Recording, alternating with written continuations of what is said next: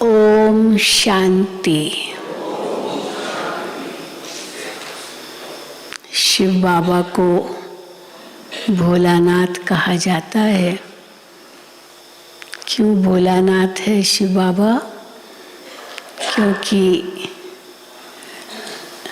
हम उनको देते क्या है? कखपन। और बाबा हम बच्चों को कितना देते हैं। लेता क्या है और देता क्या है? अनगिनत। तो उस हिसाब से भोला है। तो फिर बाबा कहते तुम बच्चे भी बहुत भोले हो। भोले का दूसरा भी अर्थ है ना, बुद्धू। कोई बुद्धू होता है ना, उससे तब उसको इतना सा थोड़ा सा दो और वो सारा अपना दे देता है। उसको भी भोला कहा जाता है।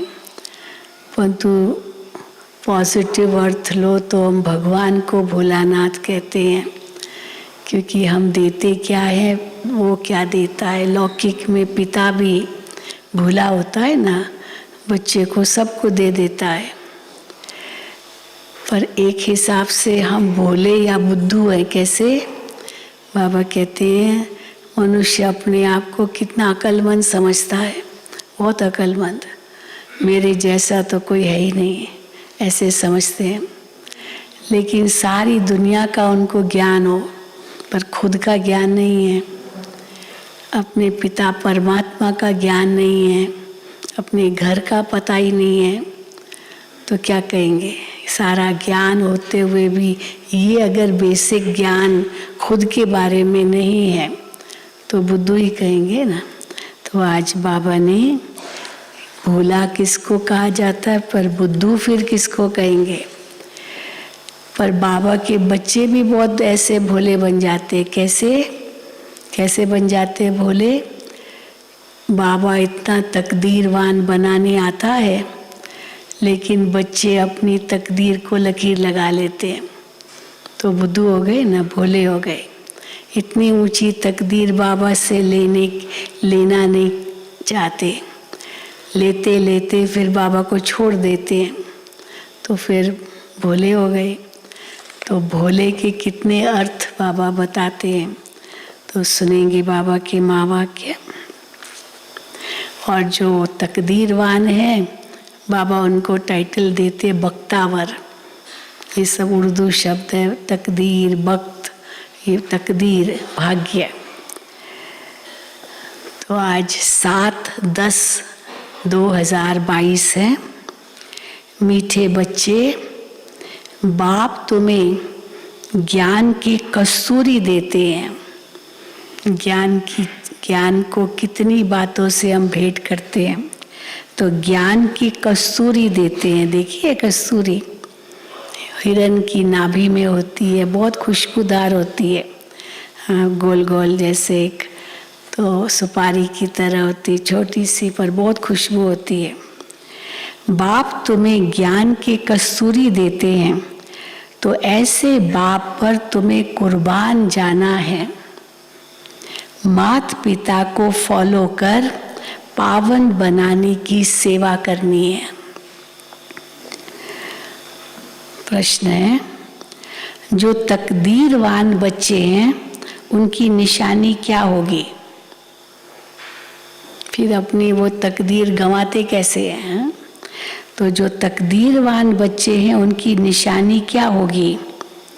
तकदीरवान बच्चे, तकदीरवान अर्थात बख्तावर बच्चे अच्छी रीति पढ़ेंगे और पढ़ाएंगे। वो पक्के निश्चय बुद्धि होंगे। कभी भी बाप का हाथ नहीं छोड़ेंगे। धंधे आदि में रहते ये कोर्स भी उठाएंगे। बहुत खुशी में रहेंगे। ये तकदीरवान बख्तावर बच्चों की निशानी है। परंतु जिनकी तकदीर में नहीं है, वो लॉटरी मिलते हुए भी गंवा देंगे। ज्ञान की कस्तूरी हमें मिल रही है, कितनी बड़ी लॉटरी हम पा रहे हैं, स्वर्ग की बादशाही, लेकिन वो लॉटरी को गंवा देंगे, तकदीर में ही नहीं है। तकदीर थी तो बने बाबा के, फिर तकदीर इतनी थी इसलिए बाबा को छोड़ के चले गए, लॉटरी गंवा दी। गीत है, भोलेनाथ से निराला कोई और नहीं, ओम शांति। भोला कहा जाता है उनको जो कुछ भी नहीं जानते हैं। अभी बच्चे जानते हैं कि बरोबर हम मनुष्य कितने भोले थे, माया कितना भोला बना देती है। ये भी नहीं जानते कि बाप कौन है। बाप कहकर पुकारना और जानना नहीं, बाप कहना फिर भी पुकारना और जानना नहीं।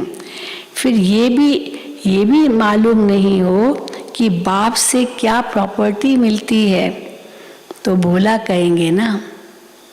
बहुत धनवान बाप का बेटा हो, लेकिन उसको पता ही नहीं है कि वो कौन है, उसका पिता कौन है, कितनी प्रॉपर्टी है, कहाँ का रहने वाला है, तो बुद्धू हुआ ना, भोला हुआ।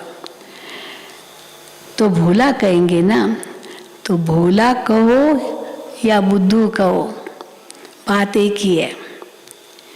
इस समय सब बेअकल बन पड़े हैं, उनको फिर बेअकली का भी घमंड है।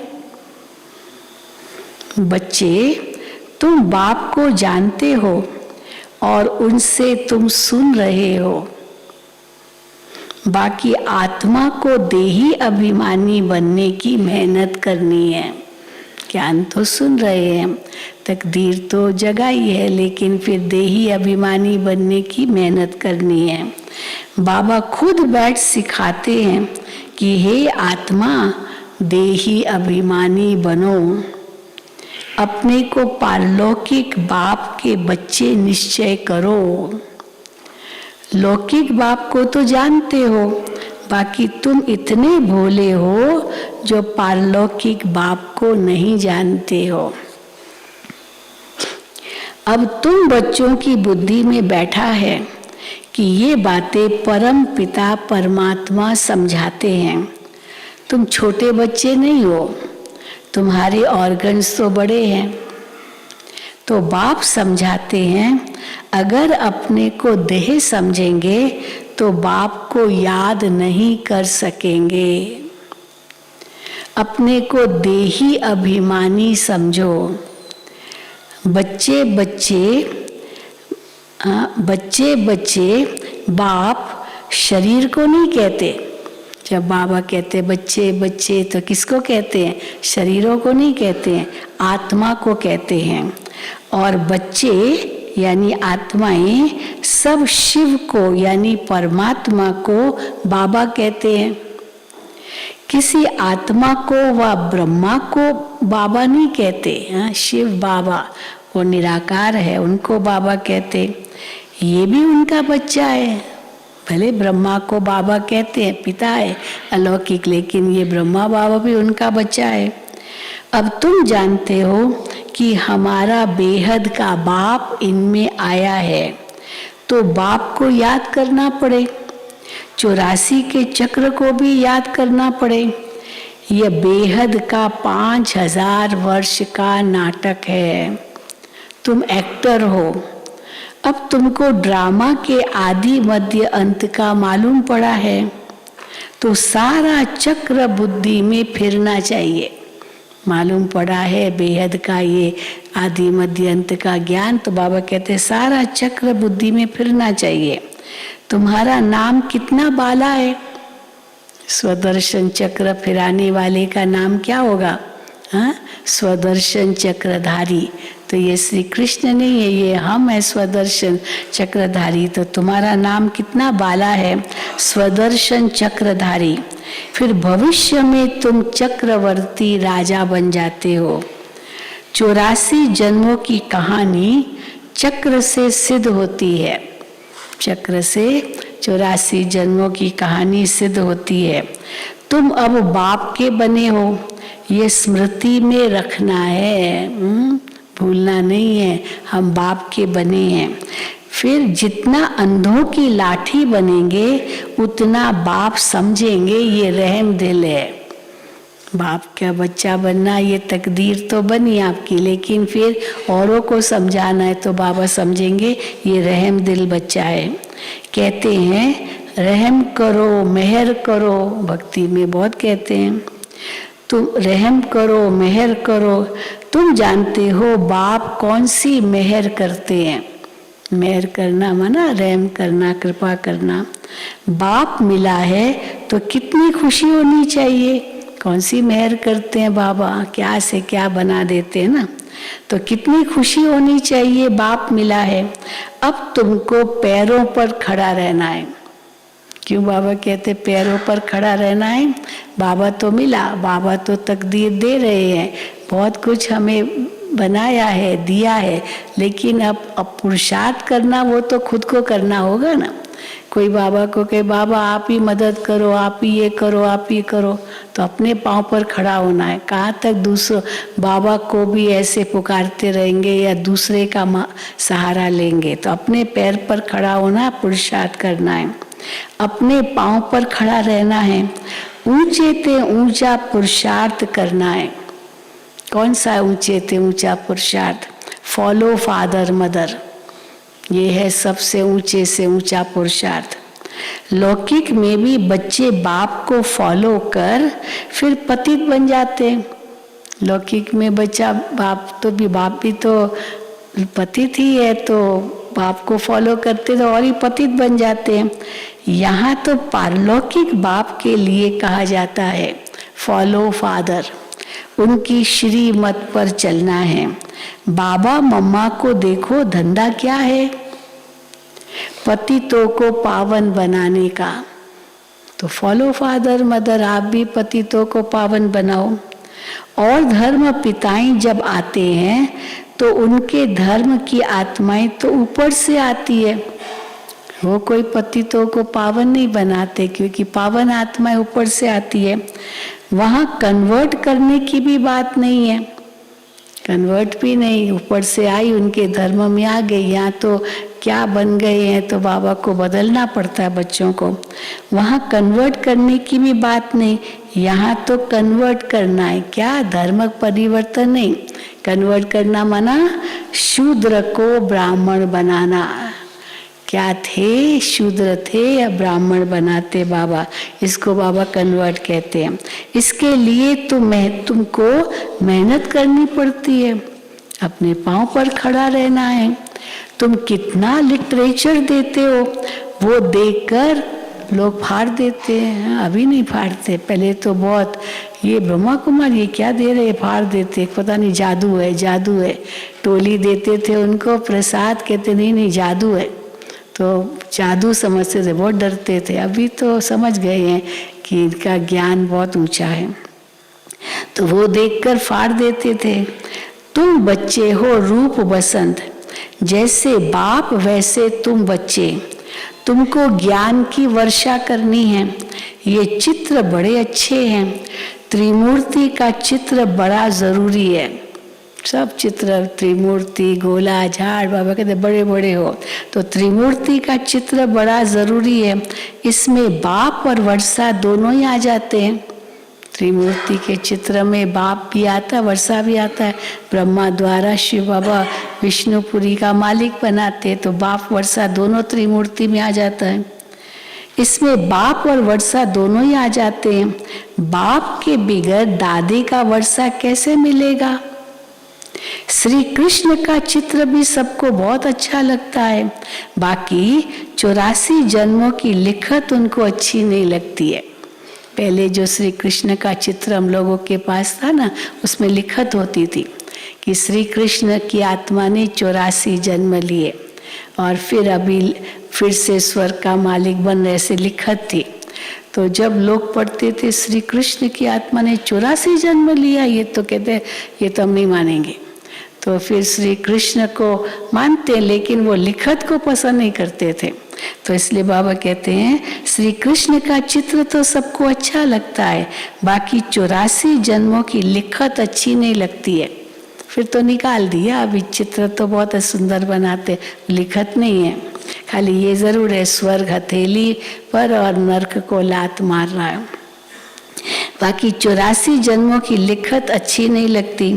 उन्हों को चित्र अच्छा लगता है और तुमको चित्र अच्छा लगता है लोगों को, लेकिन तुमको क्या अच्छा लगता है?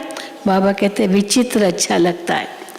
जिनको कोई चित्र नहीं है देह का, तुमको वो अच्छा लगता है। बाकी तुमको विचित्र अच्छा लगता है क्यों विचित्र अच्छा लगता है जिनको अपनी देह नहीं है? क्योंकि तुमको बाप ने कहा है आत्म अभिमानी भव। तो आत्मा तो विचित्र है ना, देह धारण करे तब चित्र बनती है। क्योंकि बाप ने कहा है आत्म अभिमानी भव, तुम अपने को विचित्र समझते हो तो याद भी विचित्र परमात्मा को करते हो। बाप रचयिता है तो जरूर नई दुनिया ही रचते हैं। उसमें लक्ष्मी नारायण का राज्य था, लक्ष्मी नारायण का चित्र भी बनाया है और लिखा हुआ है सर्वगुण संपन्न 16 कला संपूर्ण। लक्ष्मी नारायण महाराजा महारानी तो नशा रहता है कि हम बाप को याद कर ये बन रहे हैं। तो सदैव बाबा बाबा कहते रहो और भविष्य पद को भी याद करो। फिर लक्ष्मी नारायण का चित्र बाबा को बहुत पसंद है, तो लक्ष्मी नारायण को भी याद करो और बाबा बाबा भी कहो। तो सदैव बाबा बाबा कहते रहो और भविष्य पद को भी याद करो तो सतयुग में चले जाएंगे। हाँ, तो बाबा कहते ये याद करो, परंतु ये थोड़ी कि खाली ये कोई ऐसे ही हम कह रहे हैं, ये तो हम बन रहे हैं। भक्ति मार्ग में तो बहुत कुछ कहते लेकिन बनते नहीं हैं। वो हिप्नोटाइज करते ना, भैंसो भैंसो भैंसो, वो हिप्नोटाइज हो जाता है और हिप्नोटाइज हो जाता है। फिर उनको जब कहा कमरे से निकलो, कहा मैं भैंस हूँ, कैसे निकलूँ? पर है तो मनुष्य ना, पर समझता मैं भैंस हूँ, तो हिप्नोटाइज हो गया, सम्मोहित हो गया। तो लोग हम लोगों को भी यही कहते थे, आप लोग कहते हो मैं आत्मा हूँ, शुद्ध स्वरूप हूँ, शांत स्वरूप हूँ, ये आप हिप्नोटाइज कर रहे हो। हम कहते हैं हिप्नोटिज्म नहीं है।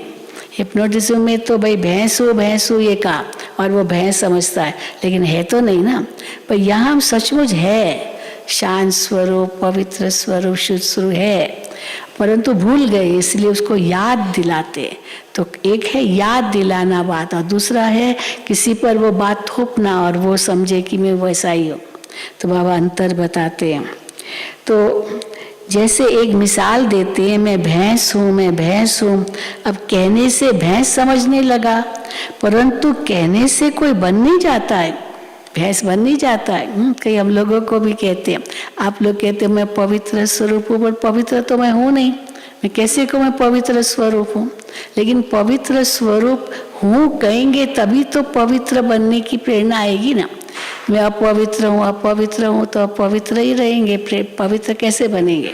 पर मैं हूँ असल में, तो फिर से बनना है तो मुश्किल थोड़ी है। तो बाबा कहते हैं परंतु कहने से कोई बन नहीं जाता, भैंसू भैंसू वहाँ नहीं बनते, यहाँ तो हम बनते हैं। बाकी तुम जानते हो मैं आत्मा नर से नारायण बन रहा हूँ, अब बेगर हूँ। ये वंडर है ना, अब बेगर हूँ, अब कुछ नहीं, बिल्कुल साधारण और क्या से क्या बन रहे हैं। वहाँ एक तो राज्य नहीं करेंगे, उनकी डायनेस्टी चलती है। एक लक्ष्मी नारायण तो 1250 साल तक राज्य नहीं करेंगे ना, उनकी डायनेस्टी चलती है, वंशावली चलती है, उनकी डायनेस्टी चलती है, उनके बच्चे होंगे। 1200 वर्ष पर सिर्फ लक्ष्मी नारायण एक थोड़ी राज्य करेंगे। कहते हैं सतयुग की आयु बड़ी है, फिर भी प्रजा तो चाहिए। एक तो भले कितनी भी बड़ी हो, 150 साल, 1250 साल थोड़ी राज्य करेंगे और फिर प्रजा भी चाहिए, केवल राजा अकेला क्या करेगा, फिर प्रजा भी चाहिए।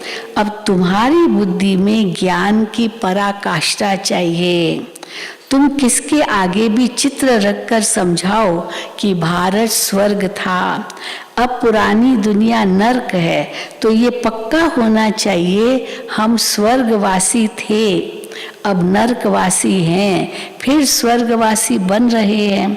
सतयुग में लक्ष्मी नारायण, त्रेता में राम सीता का राज्य था, तो सब स्वर्गवासी थे। इस चक्र में 84 जन्मों का चक्र सिद्ध होता है। झाड़ में फिर कैसे पूजनीय से गिरते हैं और पुजारी बनते हैं। झाड़ और सीरी में ये सिद्ध होता है, पूज्य से पुजारी कैसे बनते हैं, कैसे गिरते हैं, ये सिद्ध होता है। तुम कहते हो इस समय सभी नास्तिक हैं क्योंकि बाप को नहीं जानते।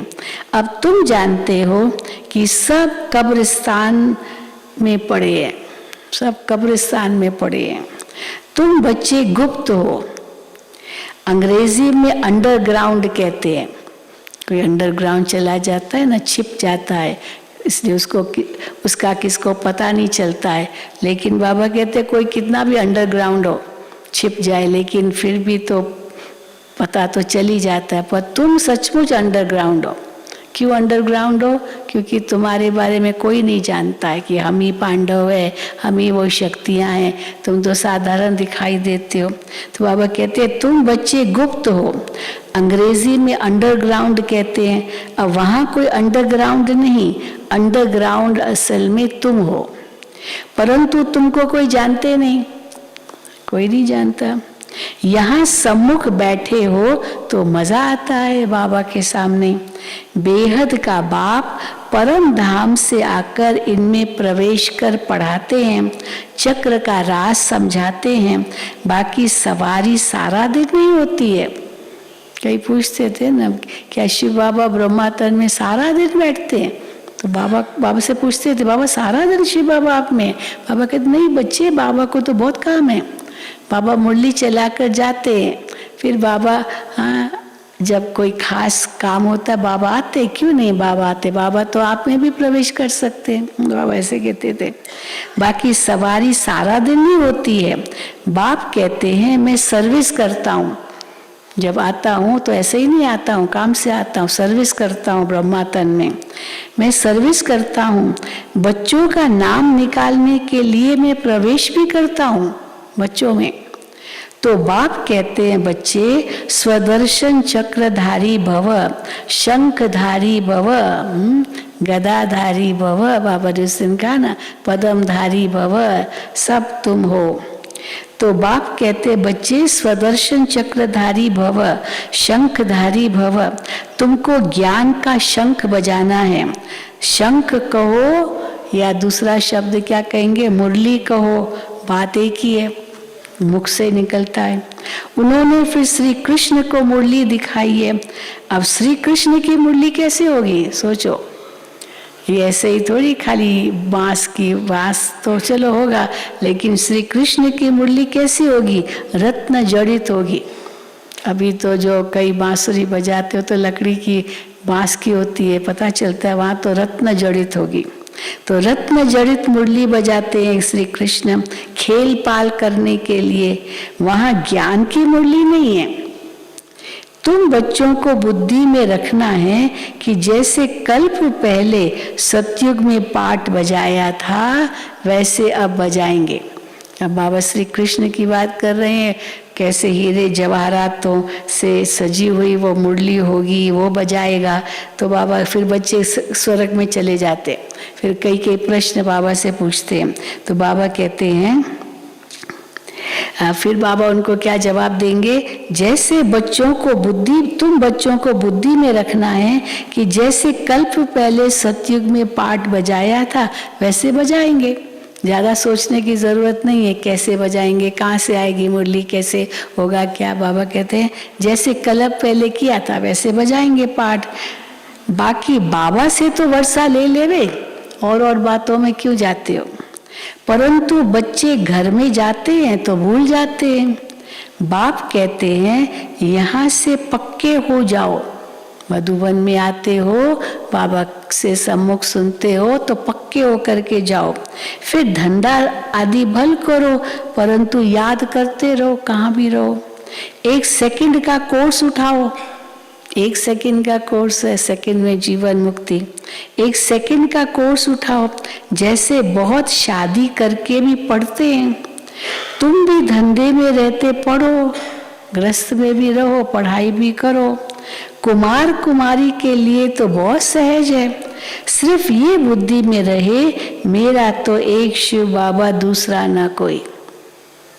फर्क पड़ जाता है। कुमार कुमारी को सहज है, लेकिन कुमार कुमारी एक बाबा को याद करे, उसमें फिर मेहनत लगती है। गृहस्थी हो गई तो चलो पति पत्नी है, वो तो एक दो को याद करेंगे, और तो बुद्धि में नहीं है ना। लेकिन कुमार कुमारी तो पता नहीं किस किस को भी याद करेंगे। तो इसीलिए कुमार कुमारी के लिए सहज बहुत है, फिर माया भी छोड़ती नहीं है। तो बाबा कहते हैं कुमार कुमारी के लिए तो बहुत सहज है, सिर्फ ये बुद्धि में रहे, मेरा तो एक शिव बाबा दूसरा न कोई। अब ये ब्रह्मा के लिए नहीं कहा जाता है, मेरा तो एक ब्रह्मा दूसरा न कोई। शिव बाबा पूछते हैं कब से निश्चय हुआ, कब से निश्चय हुआ। अगर निश्चय है तो ऐसे बाप को कभी नहीं छोड़ना चाहिए। जबकि तुम बाप न जब तक बाप न कहे कि पढ़कर पढ़ाओ, पढ़ाओ तब तक, जब तक बाप न कहे। तो इसीलिए बाप को तो कभी छोड़ना नहीं चाहिए, और बाप कहेंगे भी नहीं छोड़ो। तो तुम्हारा फर्ज क्या है, पढ़ो और पढ़ाओ। तुम बच्चों को बहुत खुशी होनी चाहिए। जैसे कैसी खुशी होनी चाहिए, जैसे गरीब को लॉटरी मिल जाए। अब एकदम गरीब 1 रुपए की लॉटरी ली, चलो उस समय तो 1 रुपए की थी, अभी पता नहीं कितने की होती। एक तो लॉटरी ली, 1 रुपया केवल दिया और 1 करोड़ की प्राइज जीत ली मानो। तो बाबा कहते हैं तो वो पागल भी हो जाते हैं, पागल भी हो जाते हैं। परंतु यहाँ तो बच्चे धंधे में जाकर भूल जाते हैं। इतनी बड़ी लॉटरी बाबा से मिलती है, फिर भी भूल जाते हैं। तो बाबा समझते हैं इतनी बड़ी लॉटरी दी, परंतु पागल हो गए। वहाँ तो लॉटरी मिलती तो पागल हो गए, यहाँ लॉटरी मिली और पागल हो गए, बना बाबा को छोड़ दिया। तकदीर में नहीं है, तब कहा जाता है बख्तावर देखना हो तो यहाँ देखो, और उसका ऑपोजिट क्या है, कम वक्त। तो कम वक्त, तो इसीलिए बाबा कई बार दोनों शब्दों को अलग करते हैं। न लायक, ना लायक नहीं, न लायक, कम वक्त वो देखना, तो भी यहाँ देखो। बाबा तो कहते हैं कल्प के बाद बाबा मिला है, तो बाबा बाबा कहते रहो, सवेरे उठकर याद करो। जो प्यारी वस्तु होती है उन पर तो कुर्बान जाते हैं। बाबा प्यारी से प्यारी वस्तु है, बाप है तो कुर्बान जाना है। हम भी बाबा पर कुर्बान जाते हैं, ब्रह्मा बाबा भी, मम्मा भी, सब कुर्बान गए हैं बाबा पर। ये ज्ञान कस्तूरी है, हम हैं भारत का बेड़ा पार करने वाले। सत्यनारायण अमरनाथ की कथा, तीजरी की कथा सुनाने वाले। कौन है हम? भारत का बेड़ा पार करने वाले, सत्यनारायण अमरनाथ तीजरी की कथा सुनाने वाले, सच्चे बाप के सच्चे ब्राह्मण बच्चे। इतना नशा चढ़ाए तो अंदर कोई खोट नहीं होनी चाहिए। नशा तो चढ़े पर खोट अंदर में कोई अवगुण नहीं होना चाहिए। खोट होगी तो ऊंच पद पा नहीं सकेंगे। अच्छा, मुरली छोटी है, लेकिन फिर एक रात्रि क्लास है बहुत लंबा, बहुत अच्छा रात्रि क्लास है, वो है, सुनेंगे। अच्छा, मीठे मीठे सिकिल दे बच्चों प्रति माता पिता बाप दादा का याद प्यार और गुड मॉर्निंग। रूहानी बाप की रूहानी बच्चों को नमस्ते। हम रूहानी बच्चों की रूहानी बाप दादा को याद प्यार, गुड मॉर्निंग और नमस्ते। रात्रि क्लास ये 28/3/68 की मुरली है। बाबा व्यक्त हुए 18 जनवरी 1969, तो ये 10 महीना पहले, 9.5 महीना, तो 28/3/1968। बाप ने समझाया है ऐसी प्रैक्टिस करो, यहाँ सभी कुछ देखते हुए, पाठ बजाते हुए बुद्धि बाप की तरफ लगी रहे। बाबा अव्यक्त जैसे हो, अव्यक्त होने में हम 68 का जो साल था बाबा, बहुत बाबा न्यारे प्यारे होते गए, एकदम न्यारे प्यारे, देखते हुए भी जैसे नहीं देखना। तब उसी समय बाबा की मुरलियाँ चली थी, बच्चे तुमको टावर ऑफ पीस बनना है, टावर ऑफ माइट बनना है, ये बाबा उस समय कहते थे, तभी ये टावर ऑफ पीस बना है। तो अभी देखो बाबा क्या कहते हैं, अव्यक्त हो रहे बाबा जैसे, यहाँ सभी कुछ देखते हुए, पाठ बजाते हुए बुद्धि बाप की तरफ लगी रहे। जानते हैं ये पुरानी दुनिया खत्म हो जानी है, इस दुनिया को छोड़ हमको अपने घर जाना है। ये ख्याल और कोई की बुद्धि में नहीं होगा कि हमको इस पुरानी दुनिया को छोड़ अपने घर जाना है, और कोई भी ये समझते नहीं हैं। वो तो समझते हैं ये दुनिया तो अभी बहुत चलनी है। तुम बच्चे जानते हो हम अभी अपनी नई दुनिया में जा रहे हैं, राजयोग सीख रहे हैं। थोड़े ही समय में हम सतयुगी नई दुनिया में अथवा अमरपुरी में जाएंगे। अभी तुम बदल रहे हो, सब बदल रहे हैं ना, अभी तुम बदल रहे हो, आसुरी मनुष्य से बदल दैवी मनुष्य बन रहे हो। बाप मनुष्य से देवता बना रहे हैं, देवताओं में दैवी गुण होते हैं, वो भी है मनुष्य, देवताएं भी मनुष्य है, परंतु उनमें दैवी गुण है। और अभी के मनुष्य भी मनुष्य ही है, लेकिन दैवी गुण नहीं है, तो अंतर हो गया है, तो दोनों ही मनुष्य।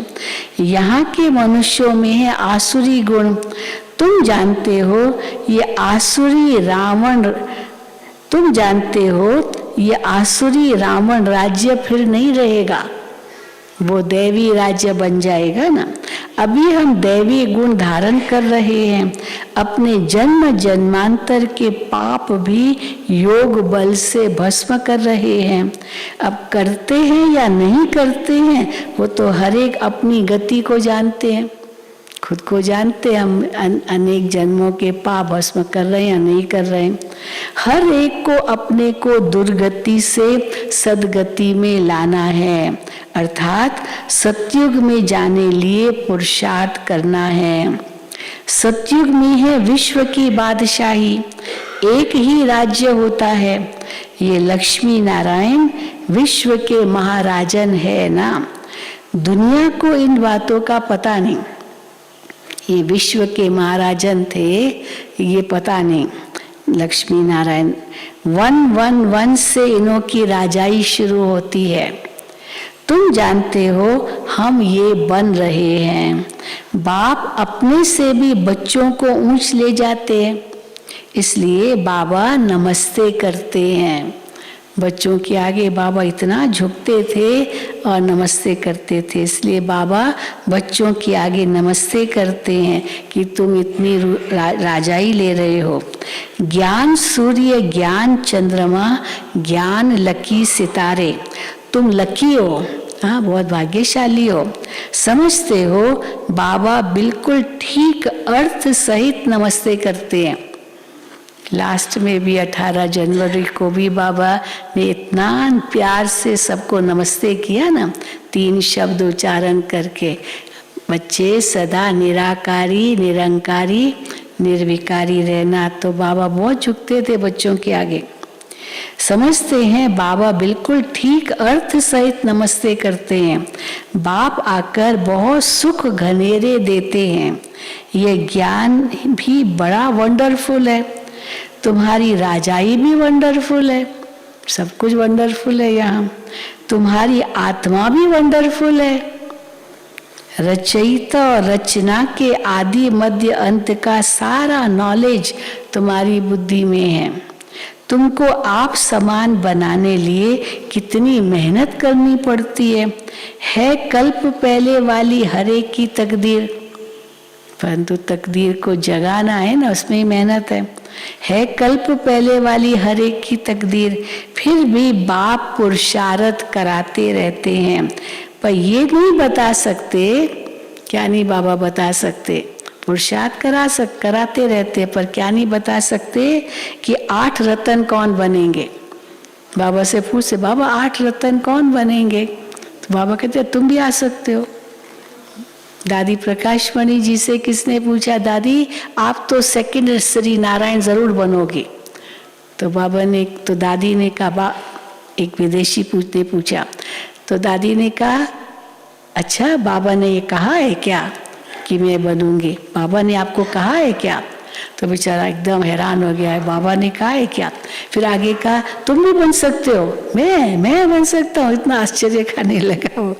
तो इसीलिए देखो बाबा कहते अष्टरत्न कौन बनेंगे, बाबा बताते नहीं है, ये नहीं बता सकते कि 8 रत्न कौन बनेंगे, बताने का पार्ट ही नहीं है, बताने का पार्ट ही नहीं है 8 रत्न कौन बनेंगे। आगे चल तुम अपने पार्ट को भी जान जाएंगे, इसलिए औरों का मत सोचो, वो तो जो बनेंगे जरूर, जिन्होंने पुरुषार्थ किया बनेंगे, आप क्या बनोगे पहले बाबा कहते वो तो सोचो। तो बाबा कहते आगे चल तुम अपने पाठ को भी जान जाएंगे, जो जैसा पुरुषार्थ करेगा ऐसा भाग्य बनाएंगे। बाप है रास्ता बताने वाला, जितना जो उस पर चले, मालिक है रास्ता बताया, अभी आप चलो न चलो आपके ऊपर है। बाप है रास्ता बताने वाला, जितना जो उस पर चलेंगे। इनको तो सूक्ष्म वतन में देखते ही हैं, बाबा को बहुत देखते थे संदेश यहाँ सूक्ष्म वतन में, वो सूक्ष्म फरिश्ता रूप। और फिर जब बाबा को साकार में देखती थी तो वो जो लास्ट दिनों में बाबा का वही रूप दिखाई देता था जो वतन में देखती थी बाबा को। तो बाबा कहते इनको तो सूक्ष्म वतन में देखते ही हो। प्रजापिता ब्रह्मा साथ में बैठा है, ब्रह्मा से विष्णु बनना सेकंड का काम है, ब्रह्मा से विष्णु बनना सेकंड का काम है। विष्णु से ब्रह्मा बनने में 5000 वर्ष लगते हैं। तो बुद्धि में लगता है बात तो बरोबर ठीक है, भल त्रिमूर्ति बनाते हैं ब्रह्मा विष्णु शंकर, परंतु ये कोई नहीं समझते होंगे कि ब्रह्मा से विष्णु बनने में कितना समय लगता है, विष्णु से ब्रह्मा बनने में कितना समय लगता है, ये थोड़ी समझते हैं। वो तो हाँ 3 रचना समझ लेते हैं, परंतु ये कोई नहीं समझते होंगे। अभी तुम समझते हो, तुम कितने पद्मा पदम भाग्यशाली बच्चे हो। हाँ, अपने भाग्य को पहचानो, बाबा याद दिलाते हैं, कितने पद्मा पदम भाग्यशाली बच्चे हो। देवताओं के पांव में पदम दिखाते हैं ना, पदम पति नाम भी बाला है, कही है पदम पति नाम कहलाते, पदम पति नाम भी बाला है। पदम पति बनते भी गरीब साधारण ही है, अभी साधारण है, फिर क्या बन जाएंगे पदम पति। करोड़पति तो कोई आते ही नहीं यहाँ। हाँ, कौन करोड़पति आएंगे, अभी तो करोड़ भी कोई बड़ी बात नहीं है, उस समय तो करोड़ माना अभी का अरब, अरब से भी ज्यादा। 5-7 लाख वाले को तो साधारण कहेंगे, जिनको 5-7 लाख रुपया है बैंक में वो तो फिर भी साधारण है। इस समय 20-40 हजार तो कुछ भी नहीं है। पदमपति कोई है सो भी एक जन्म के लिए, चलो कोई होगा भी अरबपति होगा मान लो, लेकिन एक ही जन्म के लिए जरूर थोड़ी कि ये पदम उनके साथ चलेंगे। पदमपति कोई होगा भी तो भी एक जन्म के लिए करके थोड़ा ज्ञान लेंगे, चलो आएगा मान लो बाबा का ज्ञान थोड़ा लेगा, समझ कर स्वाहा तो नहीं करेंगे ना। सभी कुछ स्वाहा करने वाले थे जो पहले आए, सुना कौन थे जो स्वाहा करने वाले थे, शुरू में जो आए एकदम आते ही धक से सब कुछ स्वाहा किया। तो बाबा कहते हैं सभी कुछ स्वाहा करने वाले थे जो पहले आए, फट से सभी का पैसा काम में लग गया यज्ञ में। गरीबों का तो लग ही जाता है, साहूकारों को कहा जाता है अभी सर्विस करो। ईश्वरीय सर्विस करनी है तो सेंटर खोलो। सब यज्ञ में देना जरूरी नहीं, आप सेंटर खोलो। भले जमीन है, जमीन देते। आजकल तो जमीन तो एक लहर हो गई है, हम जमीन देते हैं, अपनी मकान देते हैं। आजकल यहाँ भी आप मकान बना लेते हैं, खुद ऊपर रहते हैं, नीचे सेंटर को देते हैं। ऐसे भी बहुत कर रहे हैं। तो बाबा कहते हैं साहूकारों को कहा जाता है अभी सर्विस करो। ईश्वरीय सर्विस करनी है तो सेंटर खोलो, मेहनत भी करो, दैवी गुण भी धारण करो। बाप भी गरीब निवास कहलाते हैं। भारत इस समय सबसे गरीब है। भारत की ही सभी से जास्ती आदमशुमारी है, जनसंख्या है। चाइना से बहुत दूर नहीं है भारत की आबादी, बहुत नज़दीक जा रही। नहीं तो चाइना की सबसे ज़्यादा मानी जाती है, पर भारत की भी अभी चाइना के नज़दीक जा रही है आदमशुमारी। भारत की ही सभी से जास्ती आदमशुमारी है, क्योंकि शुरू में आई है ना, सबसे प्राचीन देश है भारत। जो गोल्डन एज में थे वो ही आयरन एज में आए हैं। एकदम गरीब बन पड़े हैं, खर्चा करते करते सभी खत्म कर दिया है। खर्चा करते क्या क्या खर्चा किया, मंदिर कितने बनाए और लूट के कितने ले गए भारत को, कोई कम नहीं लूटा। अभी भी क्वीन एलिजाबेथ के मरने के बाद भारत बहुत पीछे पड़ा। अभी ये सारे हमको दो, कई देश पीछे पड़े हुए हैं, क्योंकि कईयों देशों का लूटा है, खाली भारत का नहीं लूटा अंग्रेजों ने, बहुतों का लूटा है।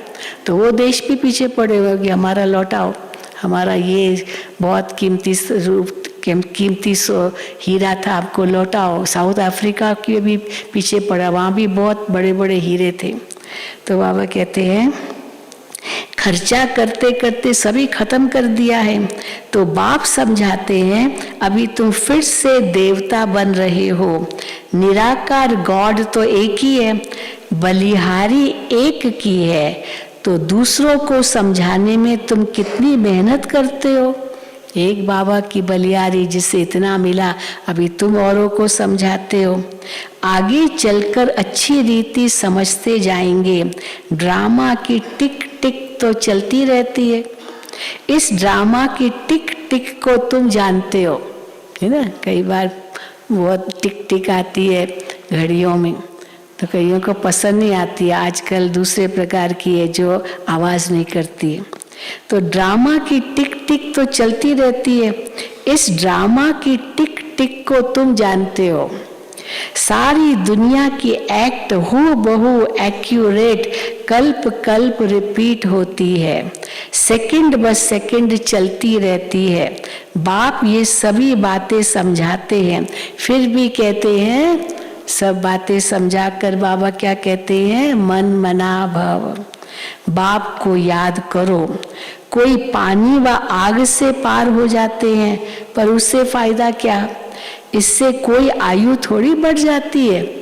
पानी पर चलते हैं या आग से पार होते हैं, इससे कोई आयु थोड़ी बड़ी हो जाती है। अच्छा, मीठे मीठे सिक्की लदे रूहानी बच्चों को बाप दादा का याद प्यार और गुड नाइट। धारणा के लिए मुख्य सार, पहला, सच्चा ब्राह्मण बनना है। सच्चा ब्राह्मण बनना है, अंदर में कोई खोट नहीं रखनी है। अंदर में कोई खोट नहीं रखनी है। स्वदर्शन चक्रधारी बन शंख ध्वनि करनी है। धंधा करते भी यह कोर्स उठाना है। दूसरा, बाप समान रहम दिल बन अंधों की लाठी बनना है। मात पिता को फॉलो करने का ऊंच पुरुषार्थ करना है। अपने पांव पर खड़ा होना है। पुरुषार्थ कोई दूसरा नहीं आपको कराएगा, अपने पांव पर खड़ा होना है। किसी को भी आधार नहीं बनाना है पुरुषार्थ के लिए। वरदान, सदा हजूर को हाजिर समझ साथ का अनुभव करने वाले कंबाइंड रूपधारी भव। सदा हजूर को हाजिर समझ। शिव बाबा हजूर है उनको सदा हाजिर समझ बाप का अनुभव करने वाले कंबाइंड रूपधारी भव। बच्चे जब भी स्नेह से बाप को याद करते हैं तो समीप और साथ का अनुभव करते हैं। दिल से बाबा कहा और दिलाराम हाजिर, इसलिए कहते हैं हजूर हाजिर है, हाजरा हजूर है। ये भी कहते हैं, सिख धर्म में कहते हैं हाजरा हजूर है, तो हजूर मालिक हाजिर है, उपस्थित है इस समय, हाजरा हजूर है। स्नेह की विधि से हर स्थान पर हर एक के पास हजूर हाजिर हो जाते हैं। हाँ, स्नेह की विधि से कैसे हजूर हाजिर हो जाते हैं? स्नेह की विधि से हर स्थान पर हर एक के पास हजूर हाजिर हो जाते हैं। अनुभवी ही इस अनुभव को जानते हैं। गाया हुआ है करन करावन हार, तो करन हार और करावन हार कंबाइंड हो गया। वो करावन हार, हम करन हार, तो करन करावन हार जैसे कंबाइंड हो गया। ऐसे कंबाइंड रूपधारी सदा साथ का अनुभव करते हैं। स्लोगन, मन को सदा रूहानी मौज में रखना यही जीवन जीने की कला है। मन को सदा रूहानी मौज में रखना यही जीवन जीने की कला है। कुछ भी हो जाए, बाबा कहते हैं मूंझो मत, मौज में रहो, ये जीवन जीने की कला है। अच्छा, ओम शांति, ओम शांति, ओम शांति।